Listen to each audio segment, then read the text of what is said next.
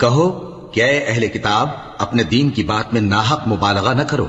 اور ایسے لوگوں کی خواہشوں کے پیچھے نہ چلو جو خود بھی پہلے گمراہ ہوئے اور اکثروں کو بھی گمراہ کر گئے اور سیدھے راستے سے بھٹک گئے۔ جو لوگ بنی اسرائیل میں کافر ہوئے ان پر داؤد اور عیسیٰ ابن مریم کی زبان سے لعنت کی گئی، یہ اس لیے کہ نافرمانی کرتے تھے اور حد سے تجاوز کیے جاتے تھے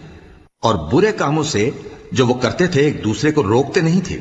بلا شبہ وہ برا کرتے تھے۔ تم ان میں سے بہتوں کو دیکھو گے کہ کافروں سے دوستی رکھتے ہیں، انہوں نے جو کچھ آگے بھیجا ہے برا ہے، وہ یہ کہ اللہ ان سے ناخوش ہوا اور وہ ہمیشہ عذاب میں مبتلا رہیں گے۔ اور اگر وہ اللہ پر اور پیغمبر پر اور جو کتاب ان پر نازل ہوئی تھی اس پر یقین رکھتے تو ان لوگوں کو دوست نہ بناتے، لیکن ان میں اکثر بد کردار ہیں۔ اے پیغمبر